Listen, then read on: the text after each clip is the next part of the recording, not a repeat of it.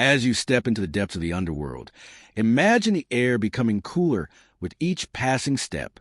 The light around you fades, swallowed by the ever-present shadows that stretch and twist like tendrils, embracing the land in eternal, quiet gloom.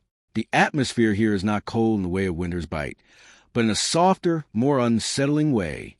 There's a heaviness in the air, a weight that presses down from above, like the sky itself is lowered, drawn into the somber realm of the dead. It's a space outside time, where moments seem to stretch longer than they should, as if each heartbeat is measured by the faint sound of a distant river that flows endlessly, its current taking the souls of the deceased to their fates. In the distance, the faint echo of murmurs travels through the cold air, whispers of souls long departed, their voices carried away by the wind, but never truly leaving.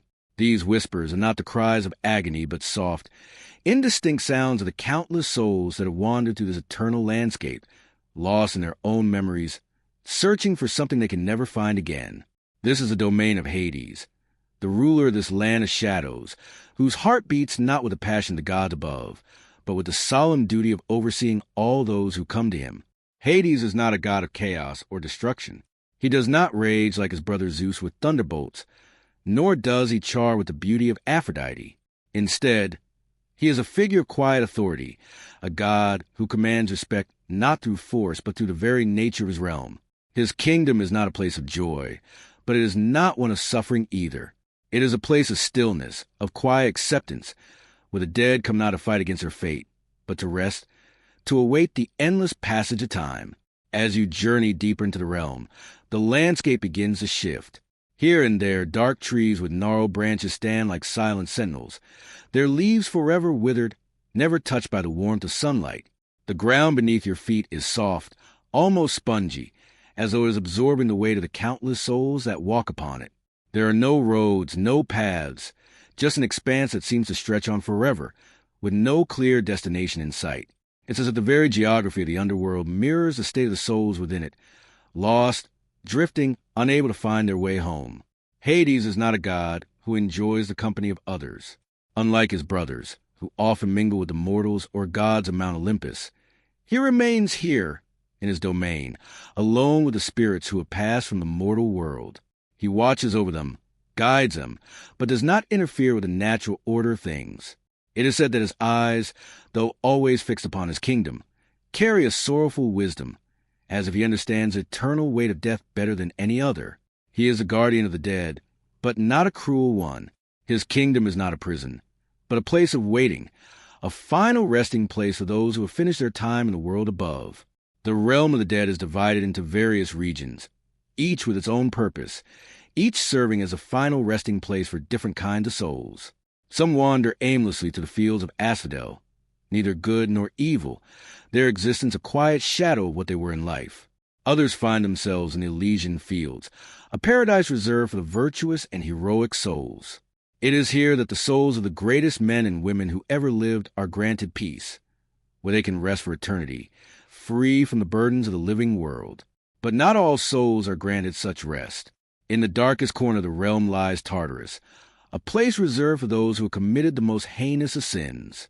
Here, the damned are punished, trapped in eternal torment for their wrongdoings. But none of these divisions would exist without Hades, who governs them all with an impartial hand. He does not seek to punish or reward, but to maintain balance. In his realm, there is no room for favoritism. Death comes to all, regardless of their status in life.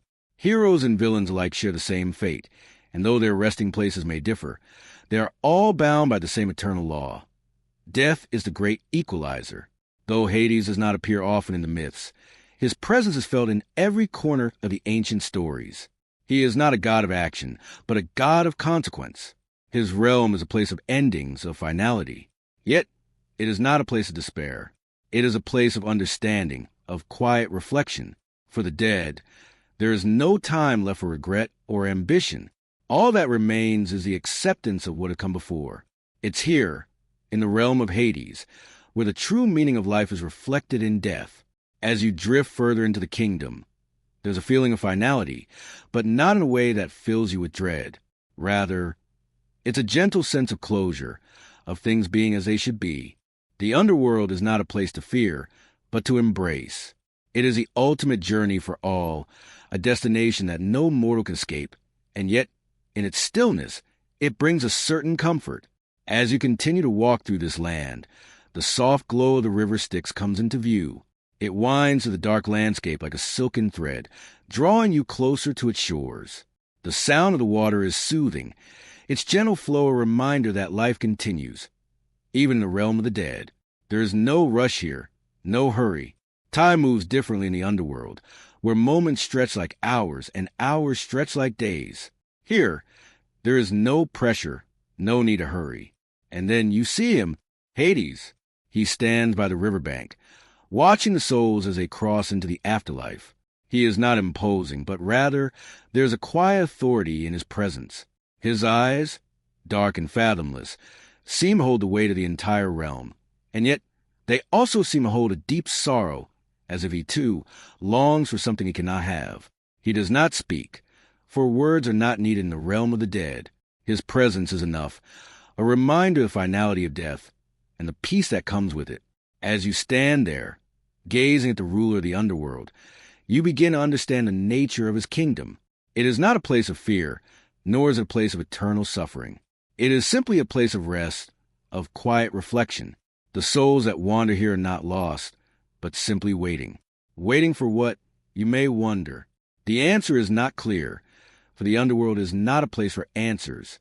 It is a place for acceptance. And perhaps, in that acceptance, there lies the greatest peace of all. The story of Hades and Persephone is one of love and loss, of light and shadow, woven together in the tapestry of Greek mythology. At the heart of their tale is the abduction of Persephone, the daughter of Demeter, the goddess of the harvest. It is a myth that speaks not only of the inevitable passage of seasons, but also of the delicate balance between the realms of life and death, between the world of the living and the world of the dead. In the quiet corners of the underworld, where Hades rules, there exists a love story that is both tender and tragic, a story where the boundaries between worlds blur, and where the very fabric of life and death intertwines. Persephone, a goddess of spring and renewal, was born from the earth itself. She was as beautiful as the flowers that bloomed in the meadows, as radiant as the sunlight that bathed the world in warmth. Her innocence was as pure as the fields of wheat that her mother, Demeter, tended to sow lovingly. For Demeter, Persephone was everything, her joy, her purpose, and her reason for nurturing the earth with such devotion. As the goddess of the harvest, Demeter relied on Persephone's presence to bring forth the abundance of crops that sustained the world. Without her daughter, Demeter's love for the earth would have no means of expression. She was a goddess of growth, and Persephone was the embodiment of that growth, her laughter and energy fueling the seasons themselves. But the balance of nature, like all things in the world of gods, could not remain unchanged. From the depths of the earth, Hades, the god of the underworld, watched Persephone with quiet admiration. He had seen her beauty and purity, the way she danced among the flowers in the fields, and he found himself captivated. However, Hades was not one to make his intentions known. He was a god who ruled over a kingdom of shadows and silence, a place where the living no longer tread. His existence was one of solitude, governed by the rhythm of the dead, and the restless souls that wandered through his dark domain. He had no place for the warmth of the living world, nor did he seek to walk among the gods of Olympus, whose lives were filled with light and revelry. Yet, even Hades, the god of the underworld, could not escape the forces of love. He was drawn to Persephone, to her innocence and beauty, and he longed to make her his queen.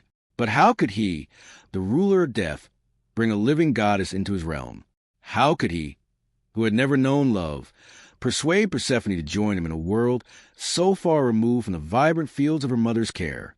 One day, while Persephone wandered the meadows, picking flowers with her companions, the earth itself seemed to tremble. A crack appeared in the ground, and from the depth of the earth, Hades emerged in his chariot, drawn by black horses, his eyes dark and determined. With a swift motion, he reached out and seized Persephone, pulling her into the chasm below, and the earth closed behind them, leaving the world above in silence. Persephone's cries echoed through the air as she was whisked away into the depths of the underworld.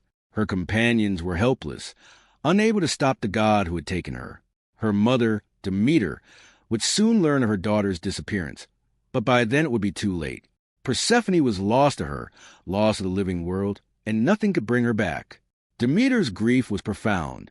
She searched the earth for her daughter, traveling from one end of the world to the other, calling her name in desperation.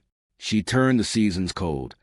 As the earth itself seemed to mourn the loss of Persephone, crops withered, flowers faded, and the world was thrown into a time of endless winter. Without Persephone, Demeter could no longer tend to the earth, and the fertile grounds of her harvest lay barren. The gods of Olympus looked on in concern, but none dared intervene. It was Hades' doing, and his realm was one that even the other gods respected, for the end of the underworld was to surrender to its silence, its finality. Finally, the gods of Olympus sent Hermes, the messenger god, to travel to the underworld and bring Persephone back. But Hades was not so easily swayed. He had taken Persephone, and though he longed for her companionship, he could not simply let her go. He had fallen in love with her, in his own way, and he could not bear the thought of losing her. Yet, knowing the consequences of his actions, he agreed to let Persephone return to the surface, but with one condition. Before leaving, she must eat a pomegranate seed, for the food of the underworld bound a soul to its realm. The seed, sweet and tantalizing, was a small token of the underworld, and by consuming it, Persephone would forever be tied to Hades' kingdom. Persephone, not fully understanding the weight of her actions, ate the seed, and in that moment the bond was made. When she returned to Demeter, the world of the living rejoiced as the warmth of spring began to bloom once again. The earth came back to life. The flowers opened, and the fields became lush once more. But Persephone's return was not without consequence, for the time she had spent in the underworld had changed her. The seed she had eaten bound her to Hades, and though she was free to walk among the living during the months of spring and summer, she would always return to the underworld during the autumn and winter months, to be with her husband.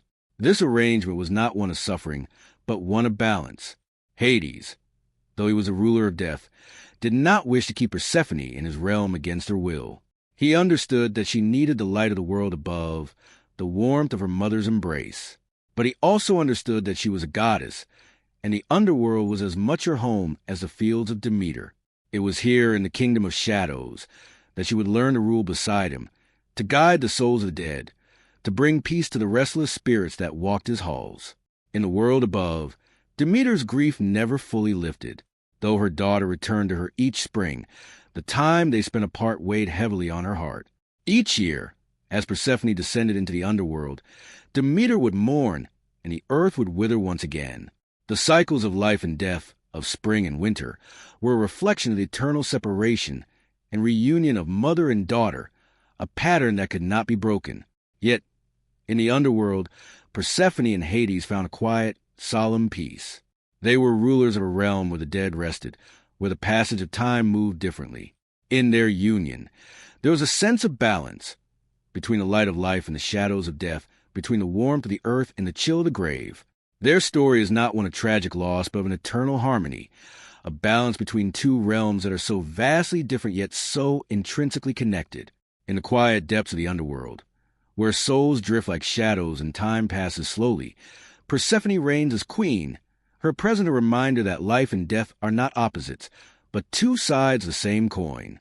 Her love for Hades, though born from loss and sorrow, has become something enduring, something that transcends the boundaries of the living and the dead. Together, they rule a kingdom where peace is found not in the absence of death, but in the acceptance of it, where love and loss are woven together in the eternal fabric of time. The river Styx is the most famous and infamous of all the waterways that divide the realms of the living and the dead, a boundary that separates the known world from the unknown. Its waters are dark and still, flowing endlessly through the shadows of the underworld, carrying with them the souls of those who have passed from a mortal realm. There is something uniquely haunting about the Styx, a sense of finality that comes with every drop of its water, as if once you cross it, you are no longer bound to the world you left behind. The river Styx is not just a river. It is a symbol of the irreversible journey from life to death, an unbroken current that flows to the very fabric of existence. As the souls of the dead gather near its banks, they are met by Charon, the ferryman of the underworld. Charon is a figure as ancient as the river itself. his face weathered and worn from the countless souls he has ferried across the Styx. His boat, a simple craft made of dark wood, drifts quietly along the river's surface, its only sound the soft creak of the oars dipping into the water. It is here, at the edge of the Styx, where the journey of the soul begins, where the passage between life and death is made. Charon is a figure of solemn duty, one who serves as a final guide for those who must leave the world of the living behind. He does not speak much, for there is no need for words in the underworld. His role is to carry the souls to the other side, where their fates will be determined, where they will either rest in peace or face the consequences of their actions in life. The journey across the Styx is not an easy one. To board Charon's boat, the soul must pay a coin, an obelisk, which is placed under the tongue of the deceased before burial. This coin is the price of passage, a toll that ensures the soul's journey to the afterlife. Without the coin, a soul is left stranded at the river's edge, unable to cross. It is said that this is the reason why the ancient Greeks would place coins on the eyes of the dead, ensuring that their loved ones will be able to pay Charon for the crossing. The coin is more than just a currency. It is a symbol of the transition, a mark of the soul's willingness to part from the living world and enter the realm of shadows. Once the soul boards Charon's boat, the journey across the Styx begins. The river is deep and dark, its waters thick with the weight of countless souls who have passed before. The current is slow but unyielding, carrying the dead toward the heart of the underworld. As the boat glides along, the silence is all-encompassing, broken only by the faint sound of the oars as they cut through the water. The soul on board is often quiet, too, lost in its own thoughts, for there is nothing to speak of here. The journey is one of reflection, of finality, and of acceptance. The Styx does not rush the soul. It allows it time to come to terms with its fate. The river itself is not a place of torment, at least not in the traditional sense. There are no fires here, no whips or chains. The Styx is not a place of active punishment. It is a place of quiet contemplation, where the soul is forced to confront its own mortality. The dark waters reflect the soul's innermost thoughts, its regrets, its joys, and its fears. For some, the crossing is a moment of peace, a final surrender to the natural order of things. For others, it is a moment of profound sorrow, as they leave behind the world they once knew. But no matter the emotion, the Styx carries them all the same, each soul drifting toward its final destination. As the boat continues its journey, the land of the living begins to fade from view, swallowed by the mist and the gloom of the underworld. The air grows heavier, more oppressive, as the soul moves deeper into the realm of death. There are no landmarks here, no sense of direction. The river is endless, stretching as far as the eye can see, and it feels as though the journey itself could go on forever. But soon enough, the boat reaches its destination, the shores of the underworld itself. The journey across the Styx is not just a physical one, but a metaphorical passage as well. It marks the soul's final departure from the living world, and its entry into a place where time flows differently.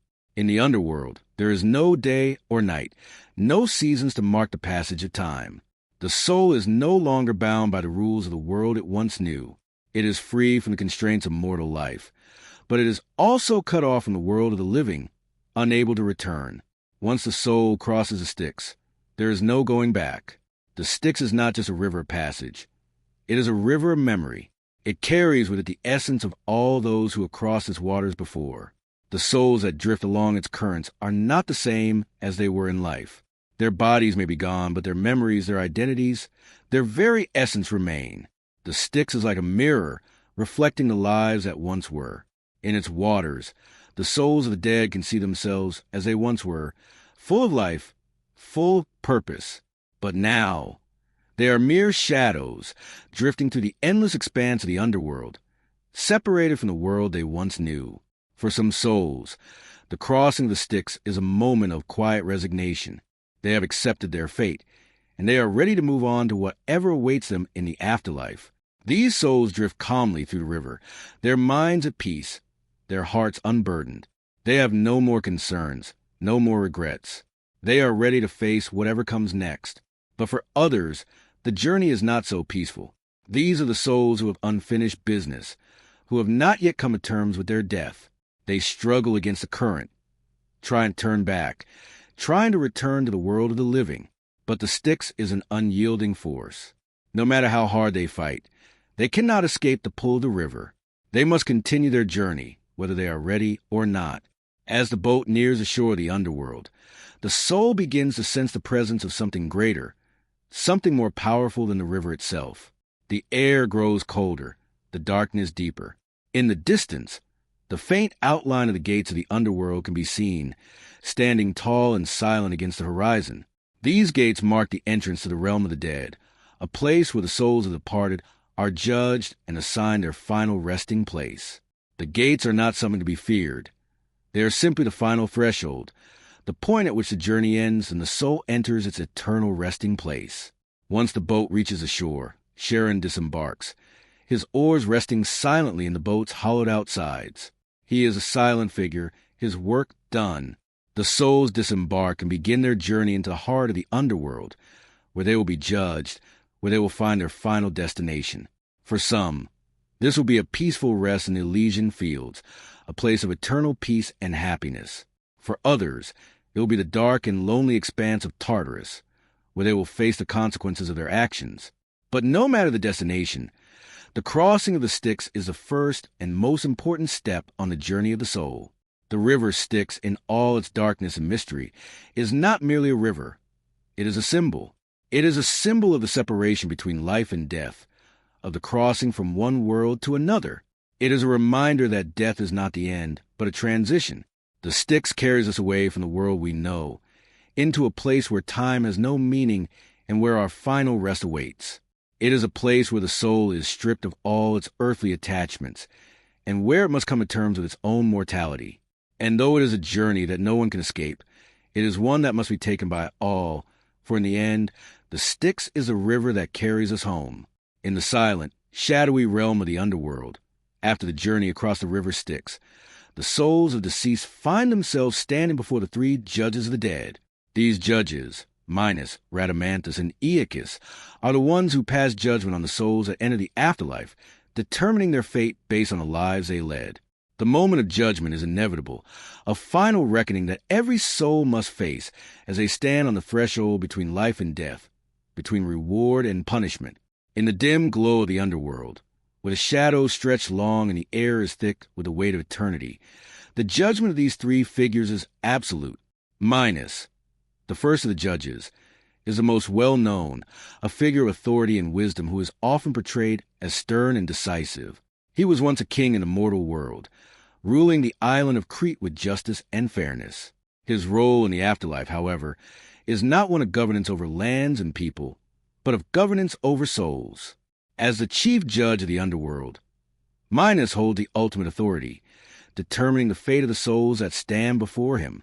His presence is commanding, as if he is a king once more, but now his kingdom is a realm of the dead. Souls approach him with a mixture of reverence and fear, for his judgment is final.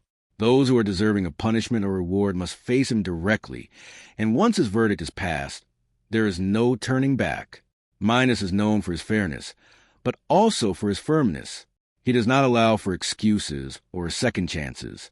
He listens to the lives of the souls, weighing their actions carefully, and then makes a decision based on a balance of good and evil in their hearts. His judgment is not swayed by pleas for mercy or cries for help. He is unmoved by the emotions of the deceased. For Minos, the decision is always about the truth of the soul's actions during their time in the mortal world. In his eyes, there is no room for leniency. If a soul has lived virtuously, then they will be rewarded. If a soul has lived in vice, they will be punished. There are no gray areas in Minos' eyes, only black and white. Rhadamanthus, the second of the judges, is Minos' brother, and while he shares the same sense of justice, his role in the afterlife is distinct. Rhadamanthus is a judge of the souls who have committed specific wrongs, those whose actions were unforgivable or those who caused harm to others without remorse. While Minos looks at the larger picture of a soul's life, Rhadamanthus is the one who delves into finer details, into specific crimes that have been committed. His judgment is meticulous and unyielding. He sees beyond the surface of a soul's actions and focuses on the intent behind them. For Rhadamanthus, it is not enough for a soul to simply be good. They must also have acted with genuine intent and without malice. He punishes those who, despite their wealth, status, or power in the mortal realm, use their influence to harm others. His role is to ensure that those who have done injustice are held accountable, no matter their station in life. Aeacus, the third judge, is the most compassionate of the three, yet his compassion is tempered by a deep sense of fairness. Aeacus was once a mortal king, ruling over the island of Aegina. But in the underworld, his role is not to be swayed by the tears of the souls who stand before him. Instead, he is known for his empathy and his ability to see the human side of each soul's actions. Aeacus is a judge who looks beyond the acts of good and evil, beyond the external deeds, and delves into the soul's true character. He is the one who understands the complexities of human nature, how a person may be driven by circumstances, by struggles, by forces beyond their control. While Minos and Rhadamanthus may pass judgment based purely on actions, Aeacus is the one who weighs the heart of the soul, considering all aspects of their life before making a decision. Together, these three judges form a complex system of judgment in the underworld, a system that is designed not only to punish or reward, but to balance the scales of justice in the afterlife. The souls who stand before them know that there is no way to escape their fate. There is no way to plead for mercy or offer excuses for their actions. The judgments of Minos, Rhadamanthus, and Aeacus are final, unchanging, and unyielding. But within this unyielding system, there is also a strange sense of order. The judgment process brings a sense of closure to the souls of the dead. No longer must they carry the weight of their actions, for the judgment they receive will determine their final resting place. For those souls who live virtuous lives, the judgment of Minos, Rhadamanthus, and Aeacus brings a sense of peace. They are sent to the Elysian fields, a place of eternal rest and happiness, where they can enjoy the rewards of their good deeds. The Elysian fields are a paradise, a tranquil land where the souls of the righteous can live in peace, free from the struggles and hardships of the mortal world. It is here that heroes, kings, and those who live their lives with honor find eternal solace. They walk in meadows, breathe the fresh air, and bask in the warmth of the sun. The Elysian fields are a place of beauty, peace, and fulfillment, where the souls can find rest and joy, knowing that their good deeds have earned them a place of eternal happiness. But for those who have lived less virtuous lives, the judgment is not so kind. These souls find themselves in the dark, grim depths of the underworld, a place where they will be punished for their wrongs. Some may find themselves cast into fiery pits of Tartarus, where they will suffer for eternity for their sins. Tartarus is not just a place of punishment. It is a place of despair, where the worst criminals, the most vile of souls, are condemned to suffer endless torment. Here, they are not granted rest, but only punishment, for their actions during their lives have sealed their fate. In Tartarus, there is no respite, no hope for redemption. It is a place of endless darkness, where the souls are trapped in their guilt, condemned to an eternity of suffering for their transgressions. Yet, the judgment of Minos, Rhadamanthus, and Aeacus is not always as clear-cut as it seems. There are those who, though they have lived with good intentions, may still find themselves caught between the rewards of the Elysian fields and the punishment of Tartarus. These souls are the ones who did not act with malice, but who made mistakes, who stumbled along the path of life and fell short of their potential. These souls are often sent to the asphodel fields, a neutral place where they will wander for eternity. It is a land of forgetfulness, where the souls are neither punished nor rewarded. They are not condemned, but they are also not celebrated. The asphodel fields are a quiet, peaceful place, but they are also a place of emptiness. These souls have lived their lives without great distinction, neither heroic nor evil, and so they are left to drift in a land of quiet neutrality, forever lost in the shadows of the underworld. The judgment of the three judges is a reminder of the consequences of one's actions, of the weight that each decision carries in the grand scheme of existence. It is a system that reflects the Greek understanding of life and death, an acknowledgement that the soul is not only judged for the deeds it's done, but also for the intentions behind those deeds. The three judges are not merely cold, unfeeling figures of law. They are embodiment of the complex and nuanced nature of justice, reflecting the understanding that human life is full of contradictions. Each soul that stands before them is seen in its full context, judged not only by what they did, but by who they were and why they acted the way they did. The judgment process in the underworld, while unyielding, is also a recognition that each soul is unique, with its own story, its own struggles, and its own path. In the end, The judgment passed by Minos, Rhadamanthus, and Aeacus is not a sentence of absolute finality, but a reflection of the life that was lived. For the soul, there is no escaping the truth of their deeds, but there is also no escaping the recognition of their humanity. It is this balance, this sense of fairness, that governs the afterlife and the underworld, a place where justice is meted out not just for what was done, but for who the soul truly was. The concept of the Elysian fields in Greek mythology is both alluring and tranquil, representing the highest form of peace and rest for the souls that have earned their place there. This realm, a paradise situated within the underworld, is reserved for those who live virtuous, heroic lives, as well as those who were loved and revered by the gods. The Elysian fields, unlike the barren or punishing landscapes found in other corners of the underworld, are bathed in eternal light and warmth, offering a peaceful reprieve from the turmoil and sorrow of mortal existence. To enter the Elysian fields is to experience a kind of peace that is beyond any mortal comprehension, a final reward for those whose actions in life earned them the favor of the gods. Imagine stepping into a landscape where the air is always crisp and fragrant, the skies perpetually clear and blue, and the earth itself soft and fertile. Flowers of every imaginable color bloom in profusion, and the grass feels like velvet underfoot. The sound of running water can be heard from nearby streams and rivers, their crystal clear waters winding through the landscape. The Elysian fields are not just a place of beauty. They are a sanctuary, a haven for the souls who have crossed the threshold of death, offering them an eternity of peace, free from the burdens and struggles they face during their mortal lives. In this realm, the souls of the righteous and heroic spend their days in eternal rest, enjoying a kind of existence that is free from pain, strife, and suffering. Here, they can walk among fields of golden light, basking in the warmth of the sun. The air is rich with the scent of blooming flowers, and the sound of soft winds rustling through the trees provides a constant, soothing melody. Time, as it was known in the mortal world, has no meaning in the Elysian fields. There are no clocks to tick away the moments, no need for sleep or rest.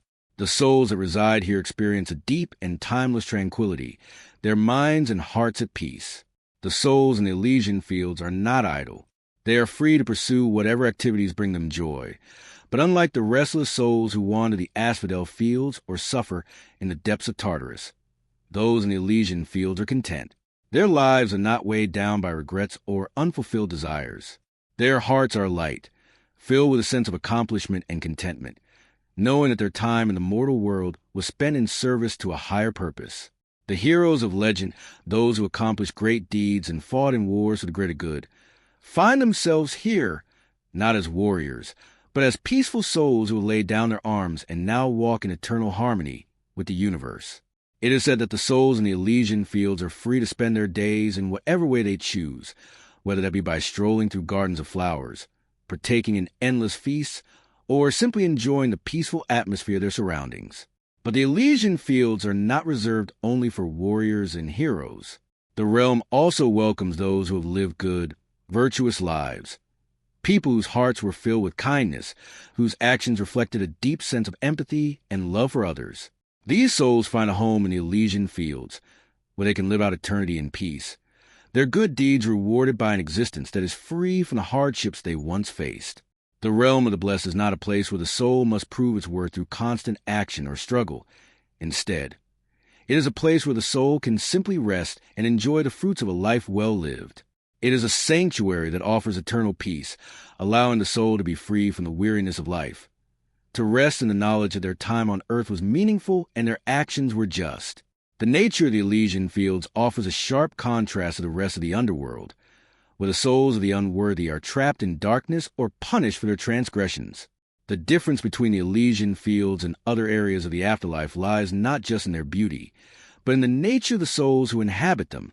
The souls in the Elysian fields have earned their place through their actions, whether through great feats of courage, acts of kindness, or their ability to live with integrity. In the Elysian fields, there is no conflict, no need for power struggles or competition. It is a place of true harmony, a rare haven where the soul is finally freed from the weight of earthly suffering and allowed to experience the joy of true rest. What is also remarkable about the Elysian fields is the timeless nature of the peace found there. Unlike the fleeting nature of mortal existence, the souls in the Elysian fields experience a kind of eternity that is not marked by time or seasons. The weather is always pleasant, the sky always clear, and the landscape remains ever beautiful. There is no decay, no change, only an endless tranquility that surrounds the souls who reside there. The fields remain in a perpetual state of bloom, a perfect balance of life and nature that reflects the souls who inhabit them. For these souls, the Elysian fields are not a reward for a specific deed or event, but rather a reflection of their inner state. These souls have reached a level of harmony, not just with the world around them, but within themselves. In many ways, the Elysian fields represent the ideal of a peaceful afterlife. They embody the notion of ultimate rest and fulfillment, a place where souls who have lived lives of integrity, virtue, and bravery can rest for eternity. The realm of the blessed is a place free of suffering, free of conflict, and free of regret. It is not just an afterlife. It is a reflection of the highest potential of the soul, an eternal reward that mirrors the goodness and beauty of the life lived on earth. It represents the ultimate peace, a peace that is not simply the absence of conflict, but the presence of harmony, satisfaction, and serenity. For those who have passed through the river and stand before the gates of the Elysian fields, their souls are allowed to merge with the eternal peace that permeates this heavenly realm. The memories of their mortal lives, both the struggles and triumphs, fade into a gentle haze, leaving only the light of their pure deeds to shine.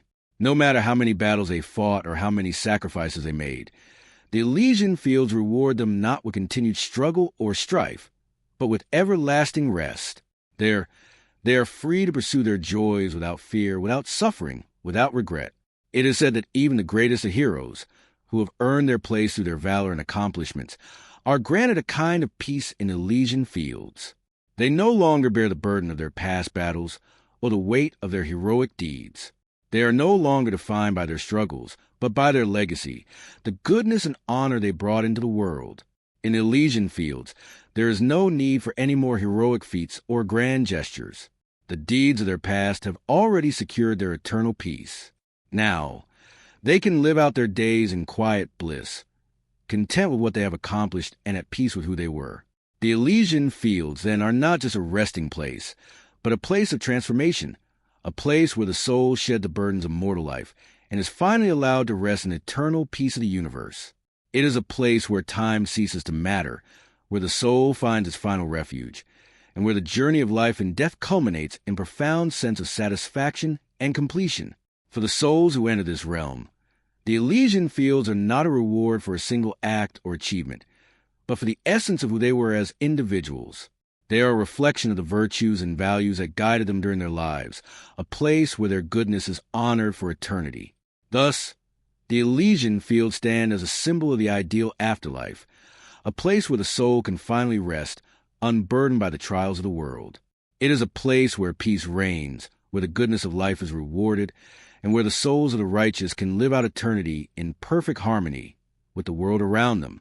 It is a reminder that no matter the struggles one faces in life, there is always the possibility of peace, of rest, and of eternal joy at the end of the journey.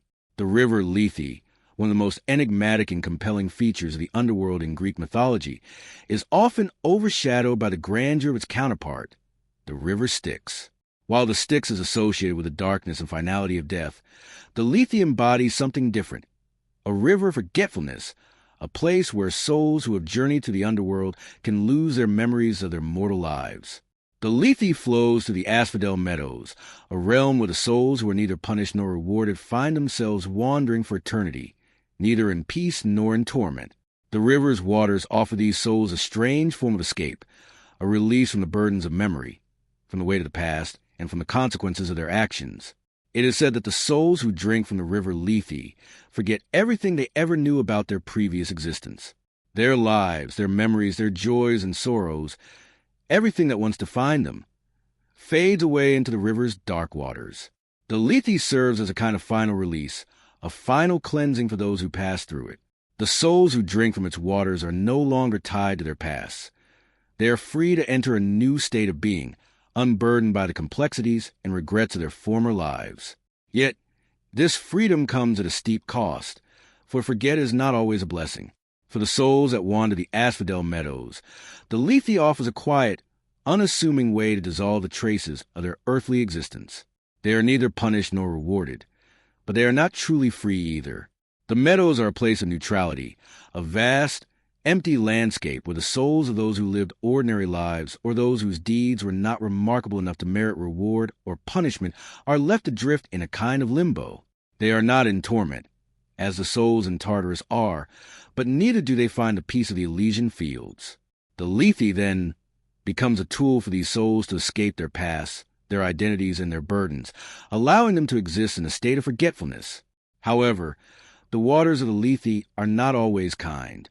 For those who have led lives of sorrow, regret, or guilt, the choice to drink from the river may seem like a welcome relief. To forget the wrongs they have done, the mistakes they have made, or the pain they have caused others is a form of escape from the consequences of their actions.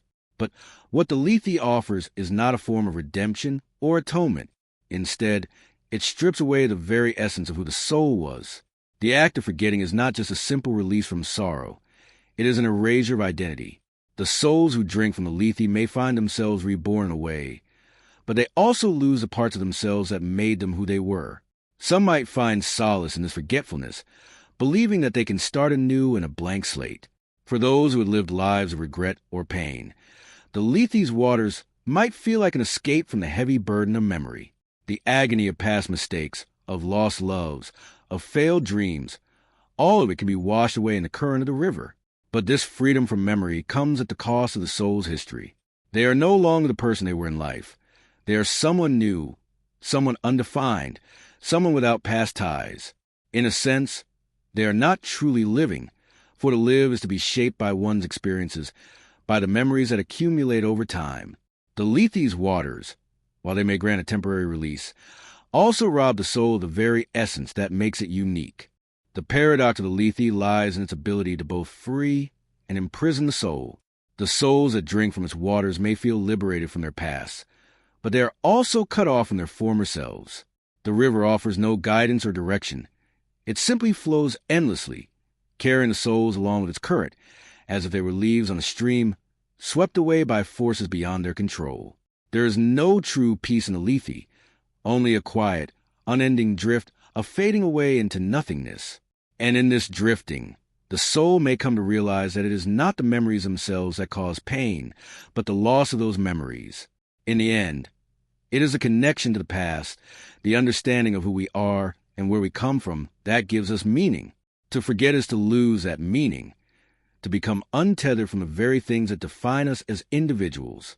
Yet, for many souls in the Asphodel Meadows, the Lethe is the only choice. These souls have lived lives that were not particularly remarkable or notable, neither good nor bad.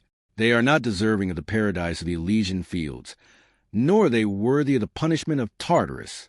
They are ordinary, caught in the middle of the afterlife, with no grand legacy to speak of. For these souls, the Lethe offers a kind of peace, a way to escape the endless wandering of the meadows. With each sip from the river, they forget their lives, their past actions, and the people they left behind. They cease to be who they were and become something else, something nameless, something empty. There's a deep sadness in this forgetfulness. To be forgotten, to lose one's sense of self, is to be lost in a way that is more profound than any form of punishment. The souls who drink from the Lethe may not experience the horrors of Tartarus, but they also do not find the peace and joy of the Elysian fields. They simply exist, drifting in an eternal flow of the river, like fragments of memories scattered in the wind. There is no rest for them, no sense of accomplishment or fulfillment. They are forgotten, the souls who have no past, no future, no identity. They are lost not in the chaos of suffering, but in the emptiness of indifference. Some of the souls in the Asphodel Meadows, upon realizing the nature of the Lethe's waters, might hesitate before drinking. They may stand at the river's edge, looking into its murky depths, and wonder if the cost of forgetfulness is worth the relief it promises. They may fear that by drinking from the Lethe, they will lose themselves entirely, becoming mere shadows of who they once were. But for many, the temptation to forget is too great. The burden of their earthly existence, their regrets, their unhealed wounds, all weigh heavily on their spirits. The Lethe offers an easy escape, a chance to leave it all behind. However, What the souls who drink from the river do not realize is that the Lethe does not simply erase the past. It erases the very essence of who they are.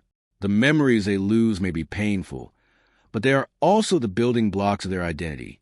Without these memories, without the experiences that shape them, the souls become like ghosts, drifting aimlessly through the afterlife, without purpose or direction.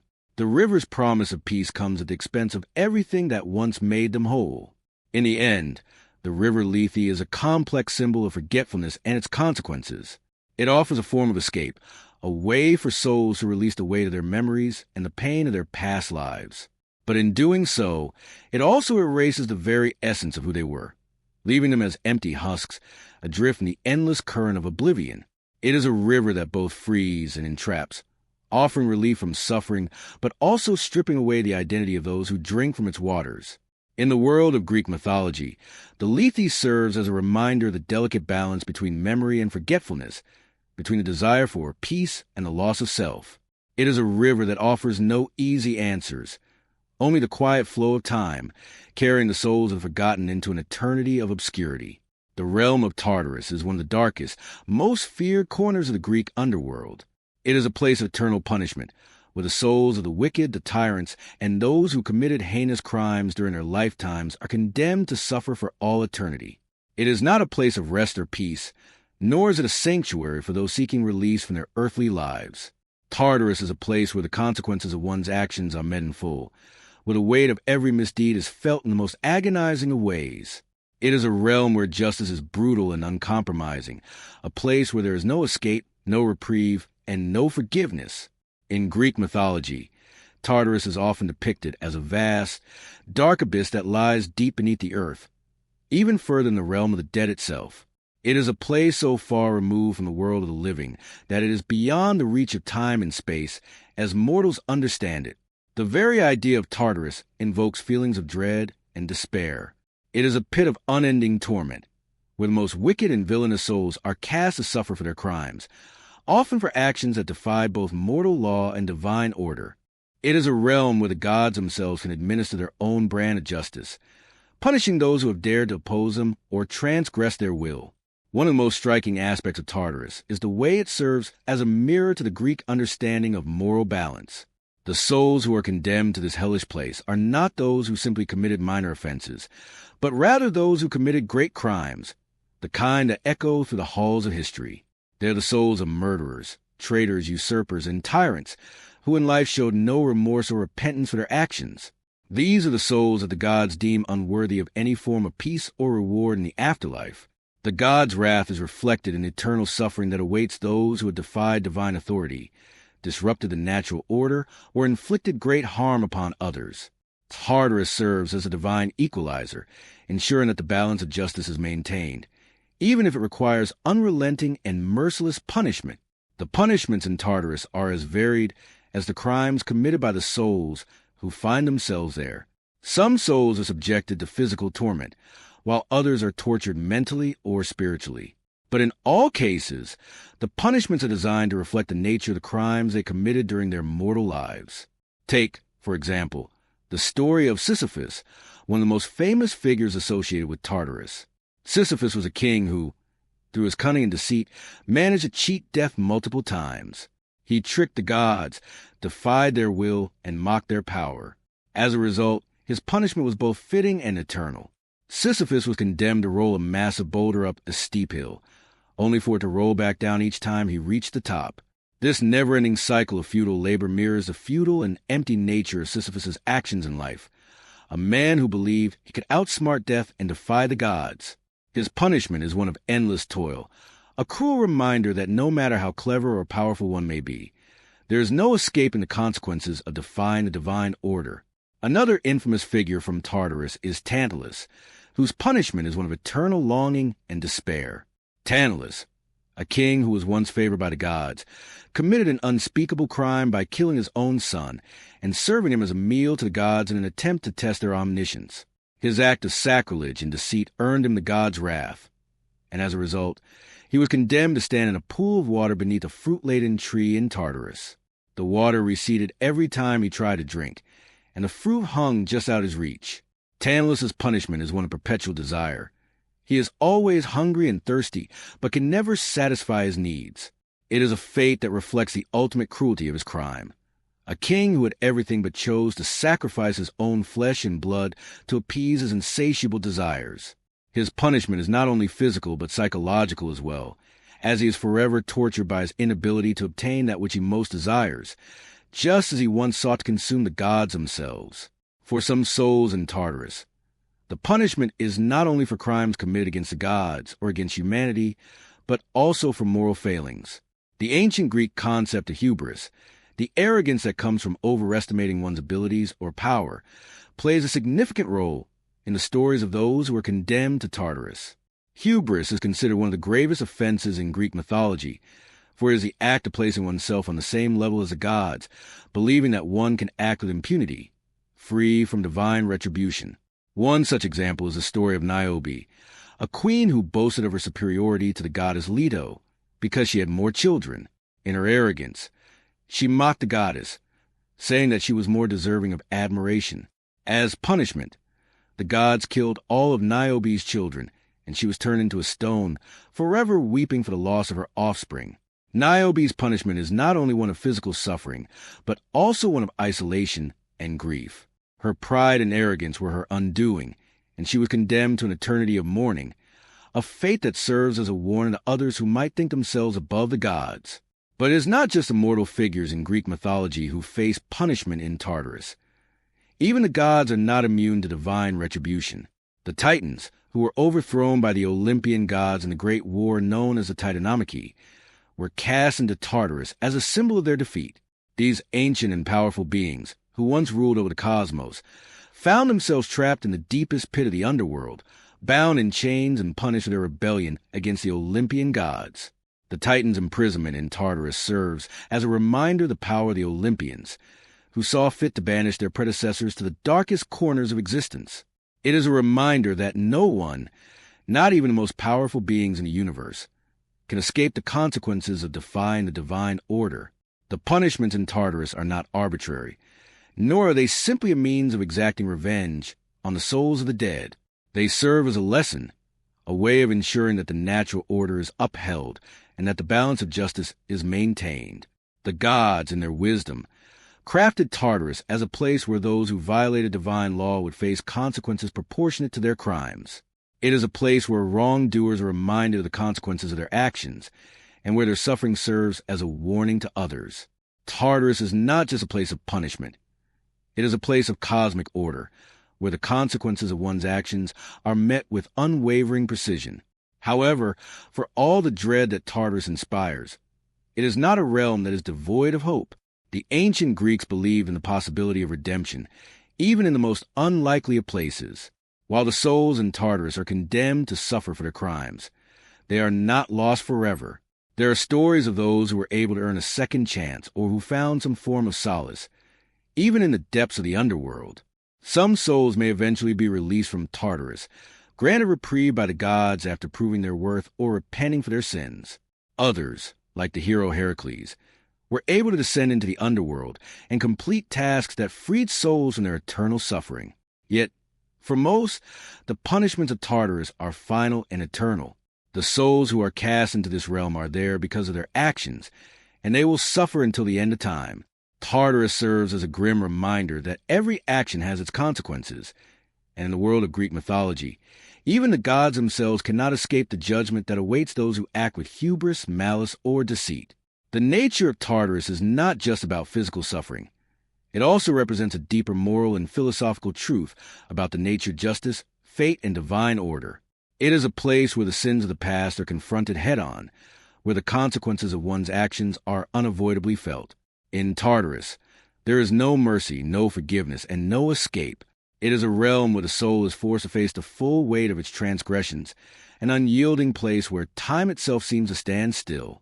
It is a place where punishment is eternal, and the lessons of moral failure are harshly, but justly meted out. In the end, Tartarus stands as the most unforgiving of the realms in the Greek underworld. It is a place where the wicked are punished, where justice is served without compromise, and where the echoes of divine retribution reverberate throughout eternity. Tartarus is not just a realm of suffering, but a place of profound moral reckoning. where the nature of justice and punishment is realized in its most uncompromising form. For the souls that dwell there is no escape, no redemption, only the unrelenting truth that every action has a consequence. The idea of the afterlife in Greek mythology is a complex, multi-layered concept, often shifting between justice, memory, punishment, and redemption. The underworld, the realm of the dead, is not merely a destination for souls, but a reflection of the ancient Greeks' understanding of life itself. It is a place where the divine forces maintain order, ensuring that the balance between good and evil is upheld. The souls that make their way to this underworld are not all the same, and as such, the places they inhabit within it are as varied as the lives they led. There are those who end up in the Elysian fields, a place of bliss and peace, but there are also those who find themselves wandering the asphodel meadows or suffering in the depths of Tartarus.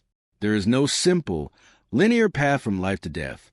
Instead, the underworld is an intricate web of fates, choices, and consequences that reflect the values and beliefs of the ancient Greek worldview. The asphodel meadows are a realm of neutrality, a land where souls who are neither virtuous enough for the Elysian fields nor wicked enough for Tartarus find themselves condemned to wander aimlessly for eternity. These souls are neither punished nor rewarded. They are lost in a perpetual state of limbo, caught in the ebb and flow of an existence that lacks both peace and torment. The asphodel meadows are often depicted as vast, gray fields, barren and empty, with no clear path or direction. The souls that roam these meadows are not surrounded by beauty or serenity, nor are they trapped in suffering. Instead, they exist in a kind of endless suspension, neither alive nor truly dead, but caught somewhere in between. For the souls that wander the asphodel meadows, there is a sense of haunting indifference that defines their existence. They are not punished for the lives they lived, but neither are they rewarded for anything they may have done. Their actions, good or bad, seem to have carried no weight in the grand scheme of the cosmos. These souls are not given the opportunity for redemption, nor are they cast into the abyss of Tartarus for their failures. Instead, they simply exist in this middle ground, an existence devoid of both the joy of the Elysian fields and the suffering of Tartarus. This existence in the asphodel meadows reflects the Greek belief in the importance of balance. While the ancient Greeks placed great emphasis on the concept of justice, they also understood that not every soul could be categorized as entirely good or evil. The asphodel meadows serve as a reminder of the moral complexity of human existence, acknowledging that some people lead lives that are neither especially virtuous nor particularly wicked. These souls, though not deserving of eternal torment or heavenly reward, are not forgotten. They exist as a testament to the everyday human being who may have lived a life of quiet ordinariness, with no great acts of heroism or villainy. The souls of the asphodel meadows are often depicted as shadows, wander without purpose or direction. They move through the barren landscape without a clear sense of time, their actions fading into the ether. There is no grand narrative for them. Their stories are forgotten, their struggles are unseen, and their triumphs are unnoticed. Their existence in the afterlife is not one of judgment, but of obscurity. There is no one to applaud their kindness or condemn their mistakes. The asphodel meadows stand as a testament to the silent, overlooked majority of human life, the countless individuals who live and die without ever making a lasting mark on the world. Yet, this lack of recognition does not imply that the souls in the asphodel meadows are unimportant. In the Greek worldview, even the most ordinary soul had a role to play, a purpose to fulfill, and a story to tell. The asphodel meadows, with their endless fields and shadowy figures, are an acknowledgement of this reality. They remind us that, even in death, every life matters. The souls that wander here may not find glory or fame, but they still carry within them the experiences of their mortal lives. They are the silent majority, the souls who lived and died in the quiet moments of history, without ever seeking the spotlight. And yet, the very fact that they exist in the afterlife, in a space that reflects their ordinariness, underscores their inherent worth. They are not forgotten. They simply do not stand out. But the emptiness of the asphodel meadows is not without its own kind of suffering. While it is true that the souls here are not subjected to the violent, unending torment of Tartarus, they are also denied the peace and fulfillment of the Elysian fields. This limbo-like existence, neither rewarding nor punishing, brings with a profound sense of solitude and isolation. These souls, though free from pain and suffering, are also free from joy and companionship. They drift alone through the meadows, never experiencing the connection and companionship that might have defined their lives on earth. There is no sense of purpose for them in the afterlife, no grand mission or ultimate goal. They are not bound to any higher purpose, but instead remain adrift, lost in a sea of indifference. This endless wandering represents the Greek understanding of the importance of meaning in life. To live a life that is devoid of purpose is seen as one of the greatest tragedies.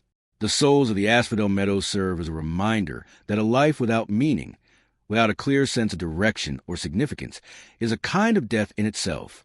Their endless journey through the gray fields is a metaphor for the hollow, unfulfilled lives of those who live without passion, without a sense of destiny, or without any desire to contribute to the greater good.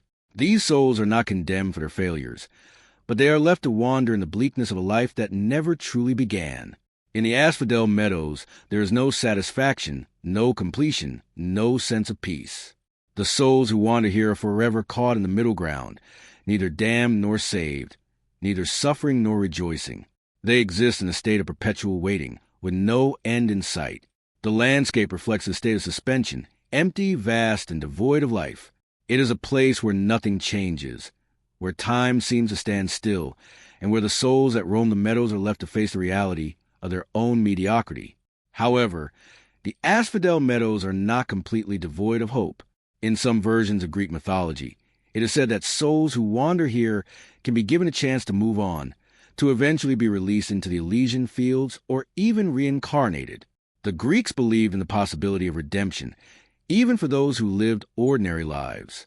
The souls of the asphodel meadows are not doomed to wander forever, and their eventual fate depends on their deeds, choices, and the cosmic balance of the universe.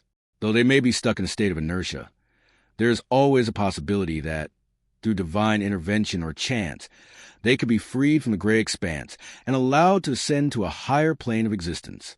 This possibility of redemption is an important aspect of the Greek understanding of the afterlife.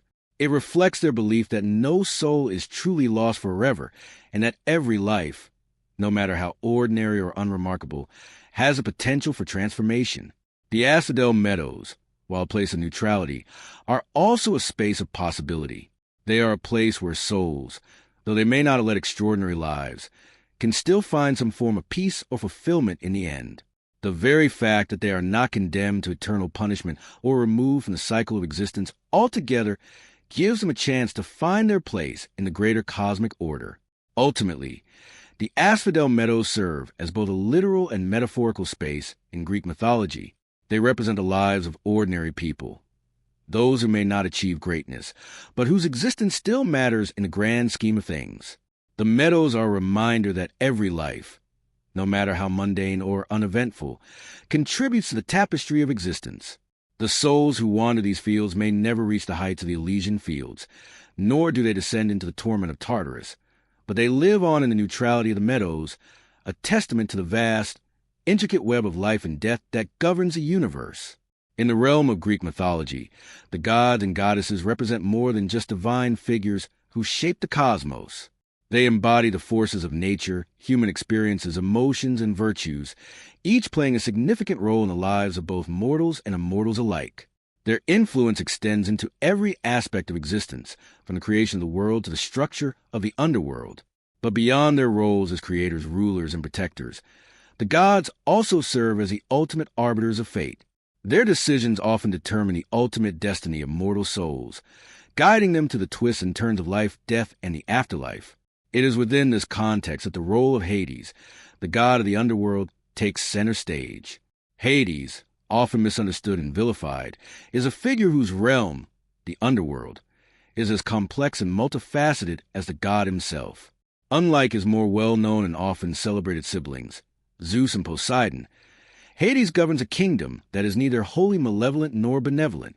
The underworld is not a place of absolute darkness and despair, but a domain of balance and order, where souls are judged and assigned their fate according to their actions in life. Hades himself, though often depicted as grim or even sinister, is not a cruel god, but rather a stern and impartial ruler who upholds the laws of justice, ensuring that each soul is treated according to its deeds. It is in this sense that Hades serves not as a force of pure evil, but as an essential and necessary figure within the larger cosmic order. Hades' role in the underworld is to oversee the souls of the dead, guiding them through their final journey after death. But his duties are not limited to merely welcoming the deceased into his realm. He also oversees the judgment of souls, a process that determines where each soul will spend its eternity. In this sense, Hades is more than just a ruler of the dead.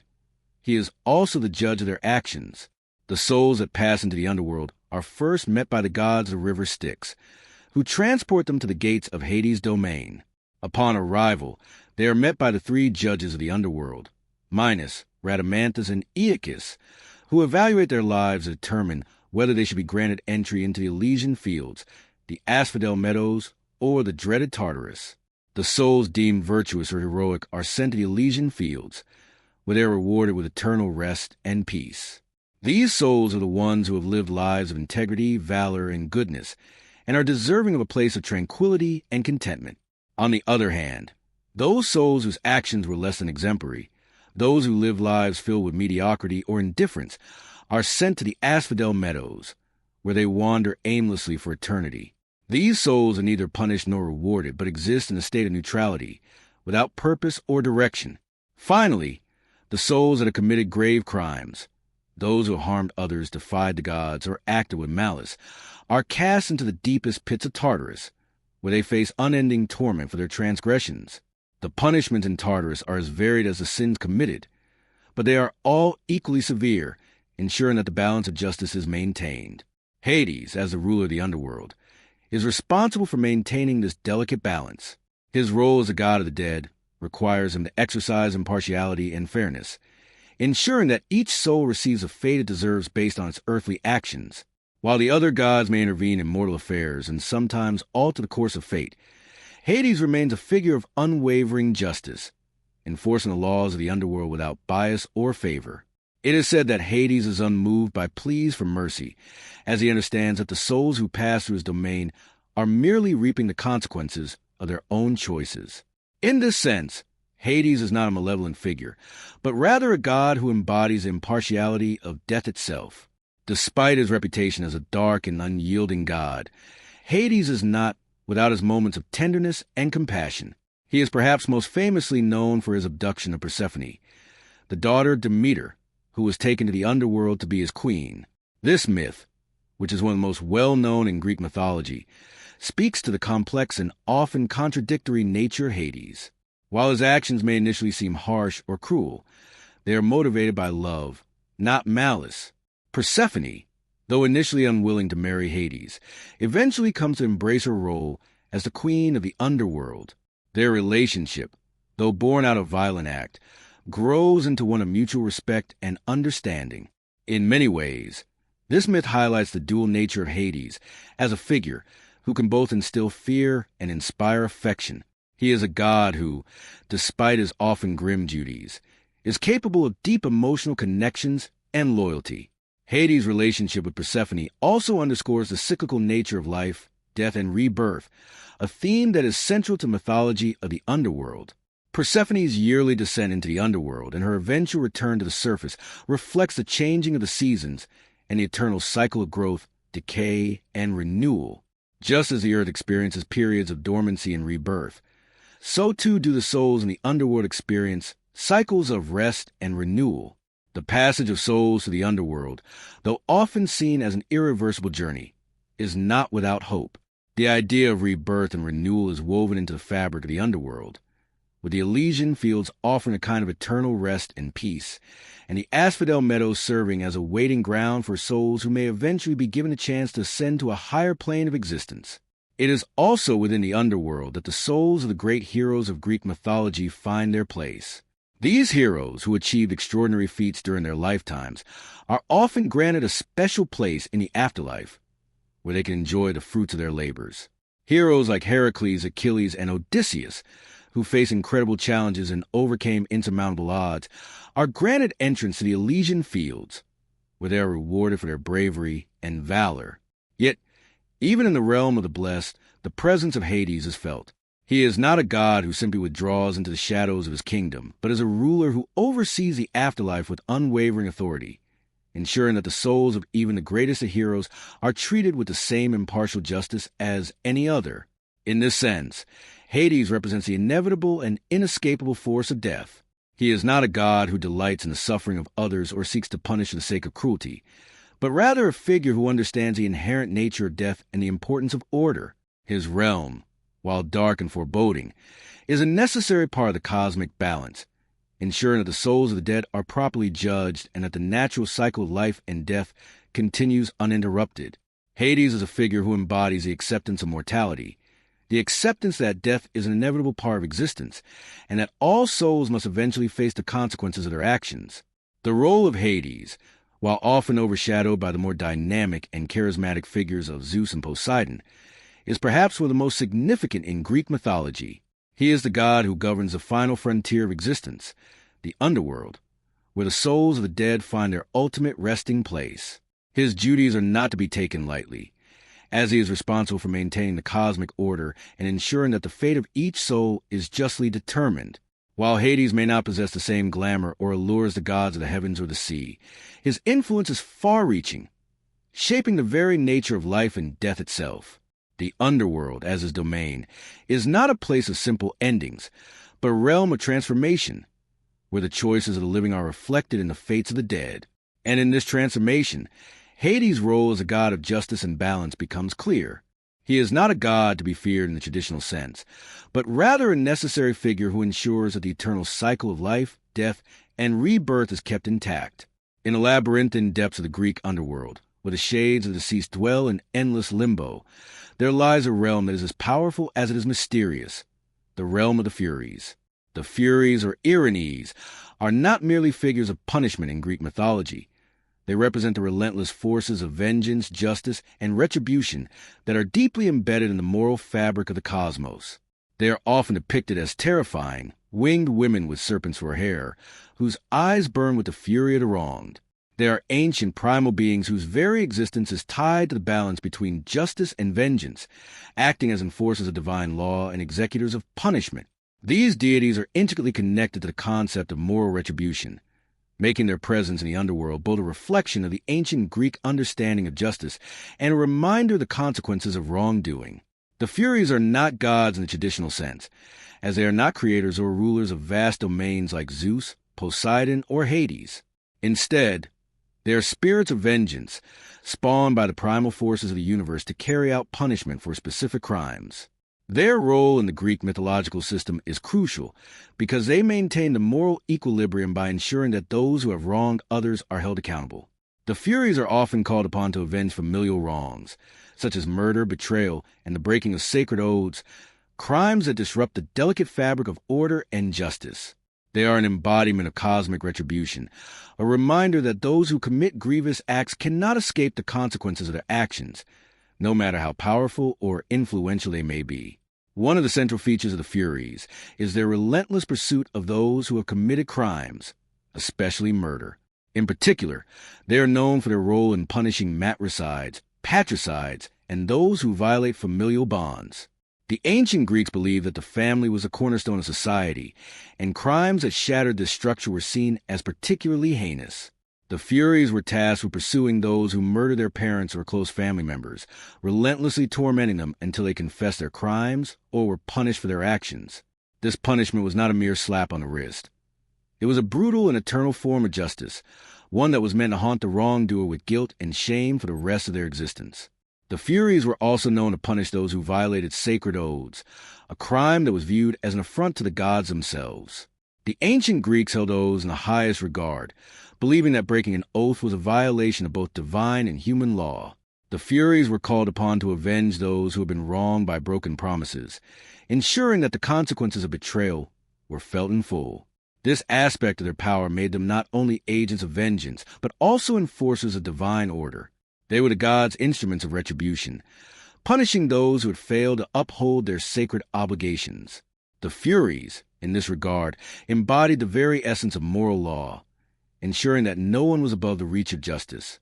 Despite their fearsome reputation, the Furies were not mindless agents of chaos.